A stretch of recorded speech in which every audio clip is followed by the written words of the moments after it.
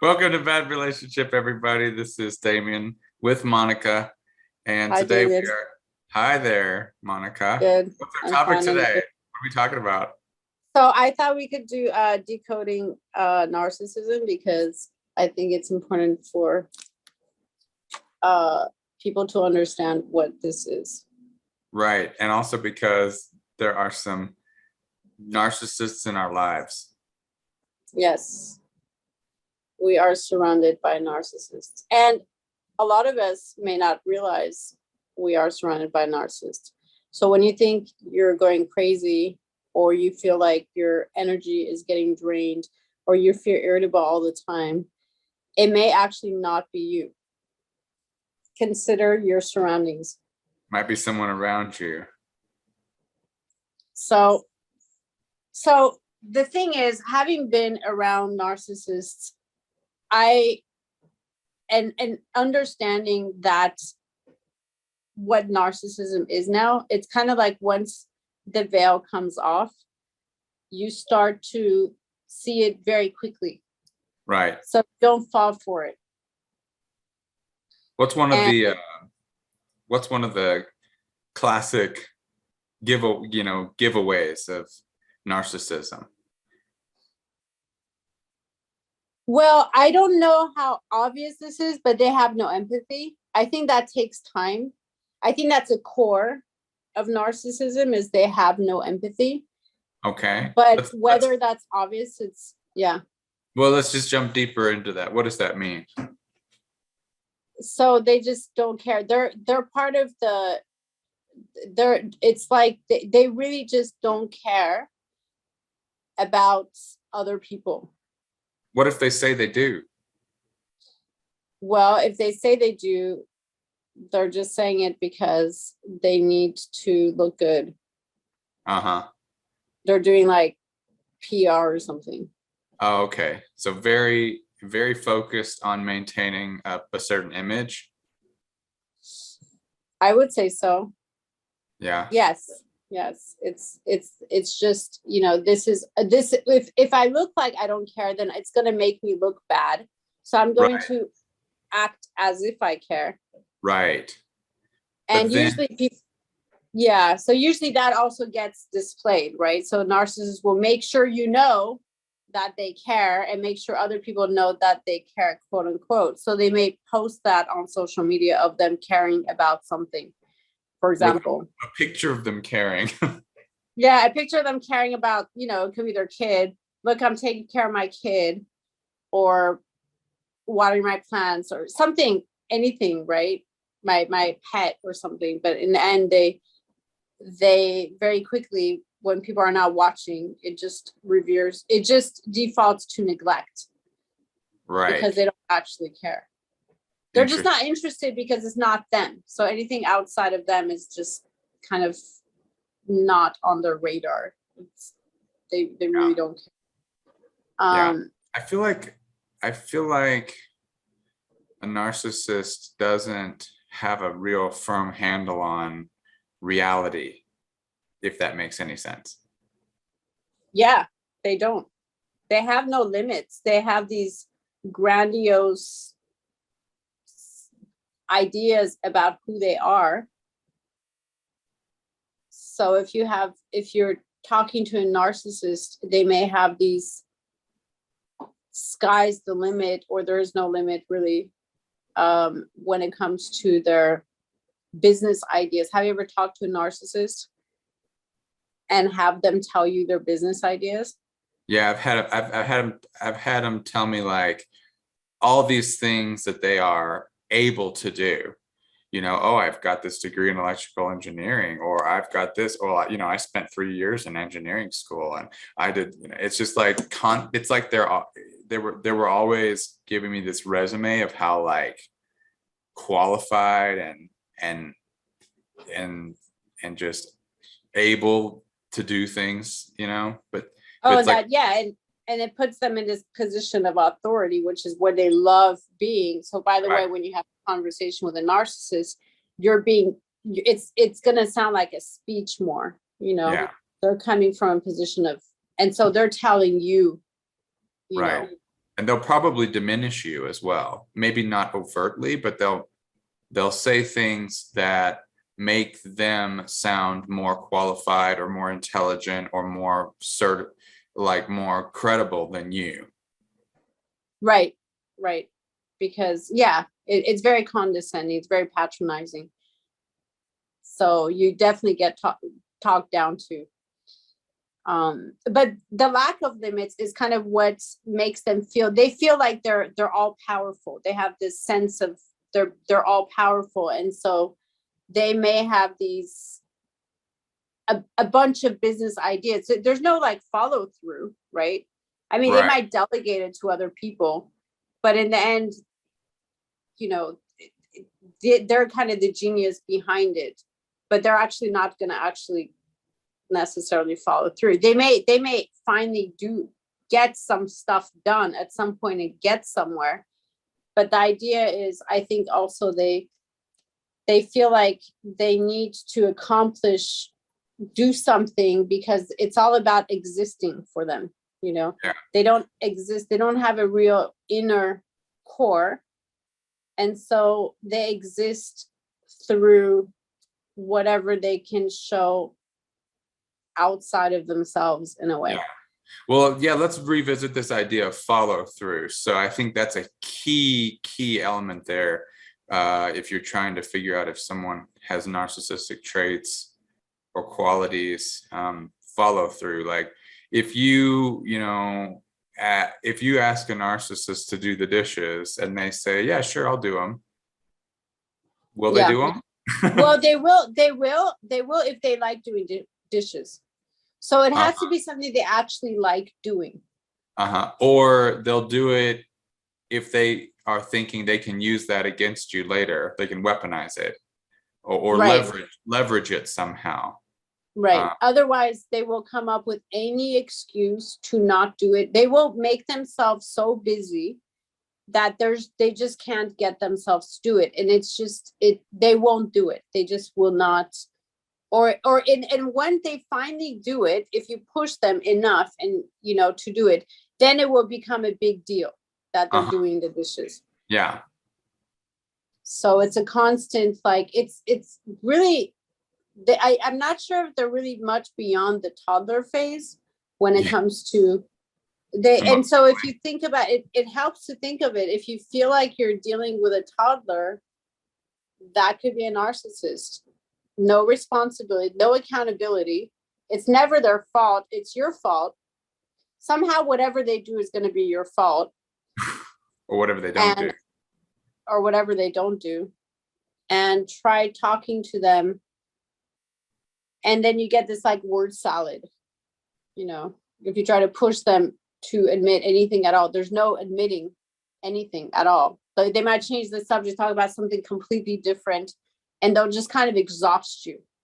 Right. Oh, and by the way, another sign, which is how you feel after you are interacting with a narcissist, which is completely drained. Right. Like when you and I have a conversation, I think it's, it's fun and beneficial for both of us. We walk away from it feeling, in many cases better than we felt before we started talking. But with the narcissists that I've talked with or spent time with, one, it was very much about themselves or kind of talking negatively about other people, like always you can notice they're always pushing them, they're always lifting themselves and pushing others down, even if it's very subtle. The way that they talk, it's always glorifying themselves and putting others down. Although that also, I would say we should also mention that they do put others down, but there's also that love bombing phase, right? When they come across someone that they feel like they need something from, they will love bomb them. So they will put that person on this apparent pedestal. You know what I'm talking about? Yeah, well, I think if we're talking about, generally speaking, they get really bored they need things always to be new, Mhm. because the newness of it is always very kind of appealing, but then they don't stick with things for very long because the newness wears off, and then you're just faced with like the hard work or whatever that it is required to get the thing done. So yeah, with the relationship, they meet somebody and the newness of it is, and getting to know the person and all that stuff. Yeah, it's all the newness, but as soon as that just starts to wear off and you start to like feel, like you're getting to know this person and you're really jiving and that kind of stuff, that's when the shit's going to hit the proverbial fan, because they don't want people getting close to them, because they don't want people finding out who they really are, even if that's not a conscious thing.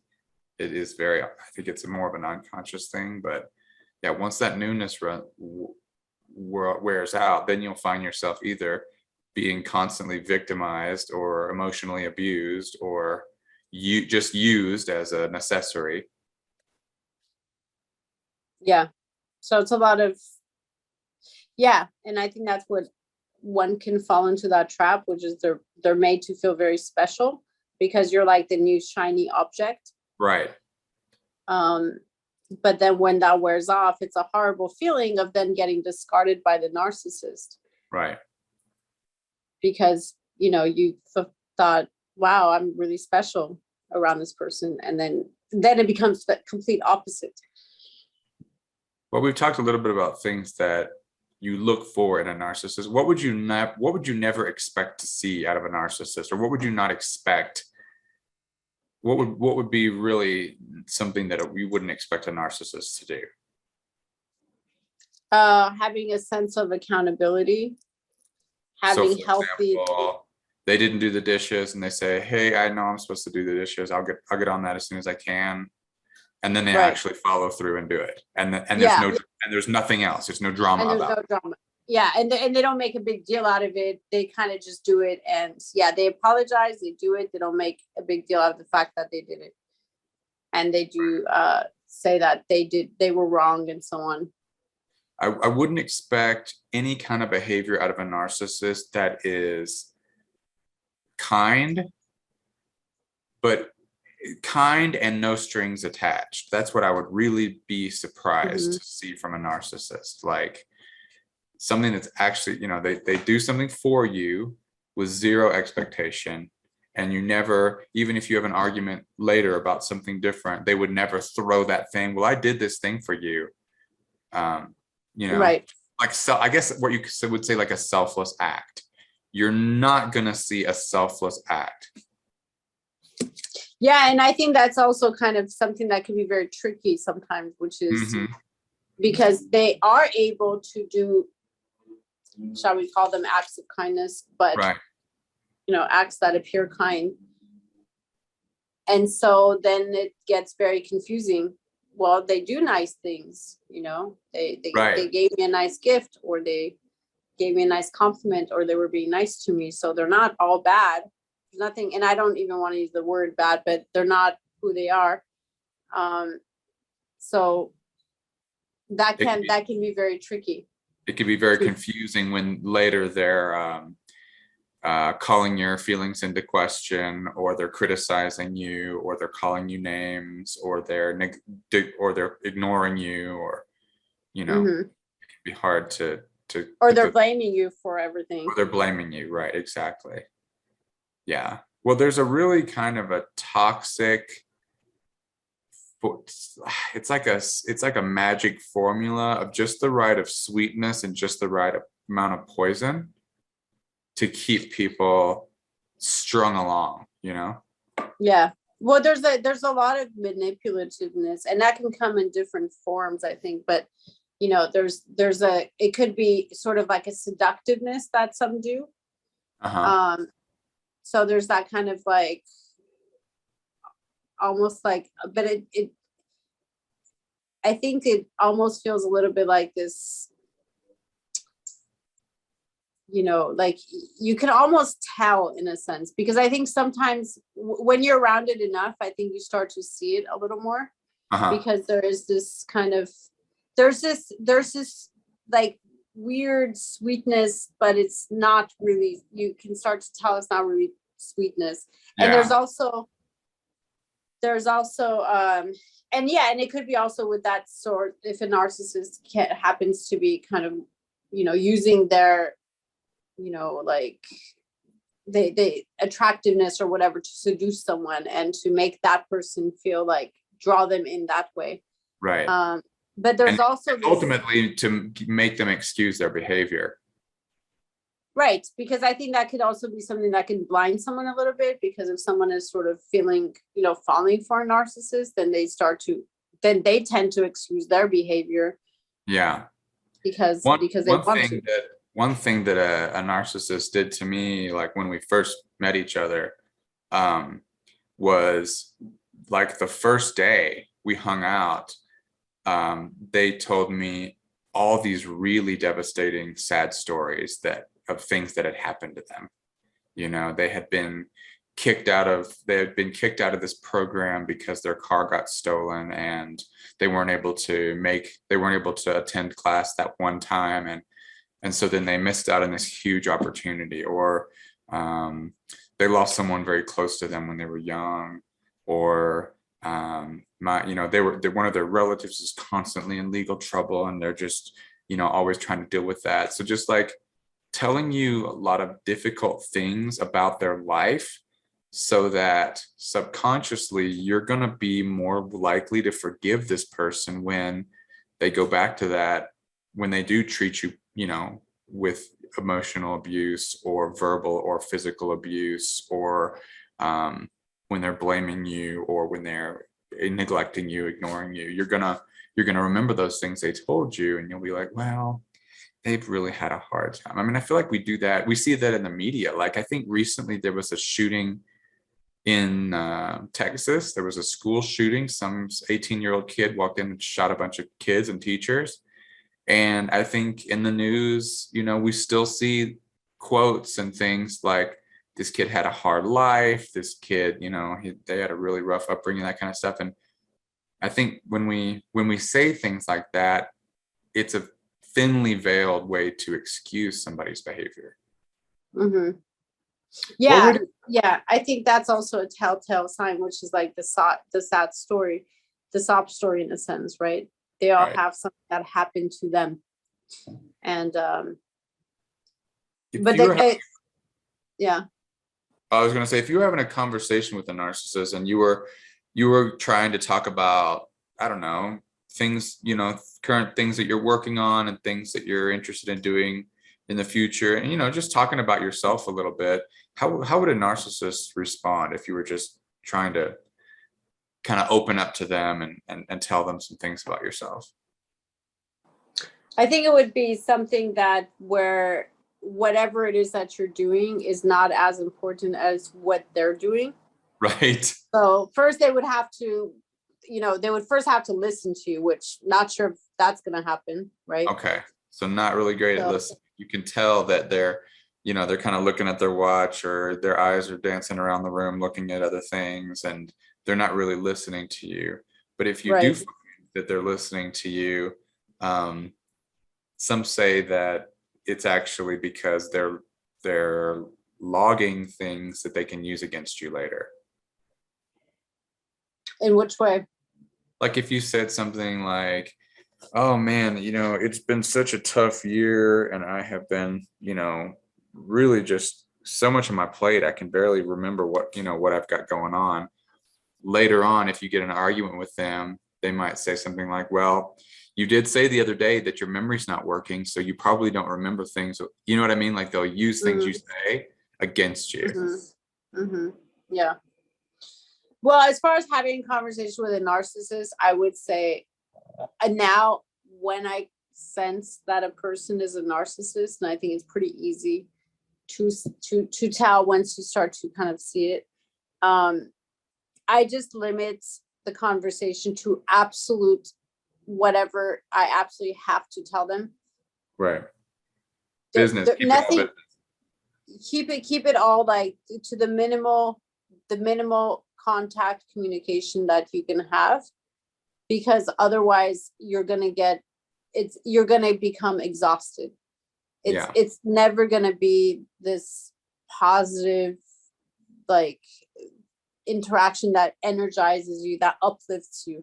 You're just not going to feel uplifted unless, again, they're in that kind of you're the shiny object phase. Then Right. you're going to feel this, again, false What sense if you of, had to, work with a narcissist? Like, for example, you work at the same company and you're both working on the same project and you have to work with this person, or even if they're family and you have to work together to do something for the family, like, what can you expect from a working relationship with a well, narcissist? you can expect them to try to put all the work on you, to try to be the one to take all the glory, to supposedly have all the best ideas, to try to talk down to you because they know what they're doing, and you don't really, because they're an expert. You can expect to be exhausted. You could expect them to exploit you, or try to, if you don't set limits, because they have no limits at Like all. boundaries in terms of what they will, how low will they go, kind of thing, or Yeah, like if you work for a narcissist, if you work like 2 shifts, 16-hour days for them, there's no part of them that would feel at all bad about it. Right. It's normal, because this is a really big project that they have come up with. This is a great idea, and so you should be doing all this work. It's not a problem. Right.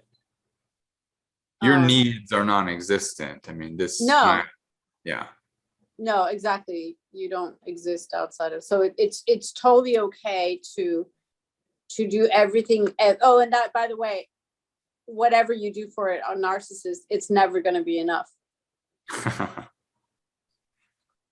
So it's like this bottomless pit. And I think when people try to cater to narcissists and try to make them happy, it's just By doing things for them, yeah, it's always going to be, well, but you didn't do this. It's never enough. It's never enough. One time I was in that phase of trying to, like, get on the narcissist's good side, and like I was trying to do things to let them know that our relationship was important and I wanted us to get along, that kind of stuff. And so I actually I knew that they were really into this particular type of music. So I bought tickets for the narcissist and myself to go to this concert and see this kind of unusual type of music. It was like a traditional kind of a music, and go see it, right? And so we go to this event, and the next day I see pictures of the event all over their social media and no mention of me whatsoever. Yeah. Not even a picture of me. Like, I bought the ticket and invited this person to go, and they made it look like this was all them. They did on their own. Exactly. And I was like, wow. Yes. Yeah. And it's interesting too, because if you're kind of a reflective person, you're going to ask yourself, well, maybe it's unreasonable of me to think that he's going to just put, my face all over, but on a rational level, like a nice thing to do would be, of course, acknowledge the person that did this for you, right? Like, that's right. It's not you being selfish to think that it was a little bit weird that they didn't do that. It's them making, deliberately leaving you out of it. Yeah. And that's the thing. They're things are not happening by accident. They don't accidentally forget. Right. But they might say. Yeah, a lot of narcissists might put on this like mask of just sort of, they're kind of ditzy, or they're sort of like they could be kind of like geeky, or like they just don't know, they just don't get it, that kind of thing, like they just don't play dumb. Yeah, they'll play dumb, and then when you start to kind of fall into that and think, oh, they just don't really get it, they're a little off, like, it's that quirky side of them, which just happens to be extremely inconsiderate. Yeah. Then you're going to just set yourself up for a lot of constant, kind of inconsiderate behavior, and then being just feeling depleted. Because what happens when you're around a narcissist, eventually you start to feel this total rage that starts to come out. And then what happens is that person has an anger. You have an anger problem. Right. You know, there's something wrong. Again, there's something wrong with you, which again, they love it. They love when you get really angry. Right. They love it when there's a very clear distinction between them being better and you being worse. They relish it. Yes. Yes. So you're losing your cool. You have a problem, and they don't get it. They don't get what's, you know, why are you behaving this way? I think that could be another good point, is if you find yourself regularly excusing this person, because like regularly rationalizing their behavior. Well, they've had a hard day. Well, they just don't really understand it. Well, you're doing that for a reason. You're trying to come up with a reason for why something they did that doesn't make sense is somehow okay. And that is the trap right there. That is the trap. And maybe if you, I think one of my favorite psychiatrists, I forget her name, Ramadi, something like that. Yeah. She says, make sure you document everything. If you suspect that you're being emotionally abused by a narcissist or whatever they're doing to you, document it. Every time they do something that you think wasn't right, document it, just write it down. And she says, once you have a couple pages worth of stuff, and date it too, so you can see how often it happens. And she says what you'll realize is when you start documenting, you'll actually be able to see a pattern. And once you can identify the pattern, you have a really strong case for this person is really exhibiting narcissistic behavior. That's really great advice. Yeah. It's not singular. It's not singular actions. It's a behavior, a pattern. I don't know if you mentioned this one very important one, which is like the sense of entitlement. Oh, yeah. They're kind of, and this kind of goes along with what we were just talking about, which is sort of like they're kind of above the rules, or the rules don't really apply to them. Right. Rules don't apply to them at all. Right. But they love to make rules for others to follow. Oh, but they don't have to follow those rules. And it's, you know, like the stereotypical question of like somebody walking into a restaurant and demanding a table, even if they don't have a reservation, and literally throwing a big enough fit that they just, that the restaurant just to get them to shut up finds a place for them. You know, I think our society gets, you know, is guilty often of just enabling these people because it's so much easier to just give them what they want than to deal with them, because they are professionals at getting their way in many cases. Again, they're like toddlers, you know, kind of constantly just annoying the hell out of you until you're just like, you give in. But should you give in? No, you shouldn't. What you should do is set very, very strong boundaries. Right. And most of that involves the most minimal contact or interaction you can have with them, you know. And if that means, if you can cut them off, even better, but sometimes you can't. So just keep things to the most neutral. I mean, even if you have to kind of just have them communicate with you using certain, I would say the less you can have in terms of conversation, have them send you messages. If it's text, whatever, check it once a day. Whatever it is, if you have to have like a working relationship with them or any kind of relationship, just keep things, I would say, try not to just minimize the contact. So, you know, so you don't have to if you don't have to see them in person, that's better. If you don't have to talk to them on the phone, that's better. If you can keep it to just like text or emails, which they might flood you with, but then minimize how much you respond to that too. Right. You know? Yeah. I think managing your response is really the best way, because they're going to be feeding off of your reactions to them. They need to argue, they need to fight so that they can win. They need to Yeah. constantly kind of prove that they're the winner. They're Yeah. obsessed with winning, actually. So refusing to engage. Yeah. Because they have to feel like every interaction is somebody's going to win and somebody's going to lose. You know, there's It's a constant one-upmanship all the time. Yeah. The idea of a mutually beneficial anything does not exist for them. They have to win and you have to lose. So the less that you engage with that, the more frustrated they'll become, and the more likely they are to look elsewhere for that Supply. Exactly. Yeah. What is supply, by the way, really quick? Narcissistic supply, on a basic level, I think it's just energy. It's energy that you give to a person. So if they pick an argument with you and you argue back, you're giving them energy, right? That argument is charging them and it's draining you.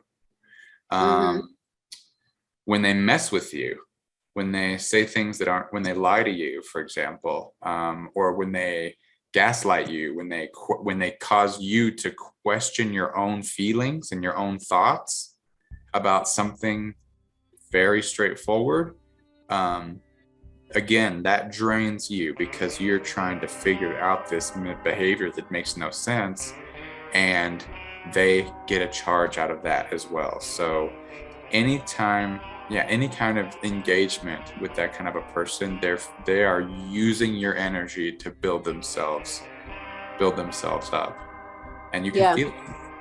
Yeah, you can feel it. You're exhausted, you're angry. Yeah. By the way, they always cheat on their partners. If you happen to be with a narcissist, guaranteed to cheat. They'll cheat on your first chance they get. Yep. And then they'll lie about it or make it your fault. Yeah, exactly. Have we covered everything? Well, it's been a great chat. Yeah. Thanks, Damian. It has been. Okay. Good talking, as always. Stay away from the narcissists. And I'll talk to you next time. Okay, sounds great. Bye-bye. Bye.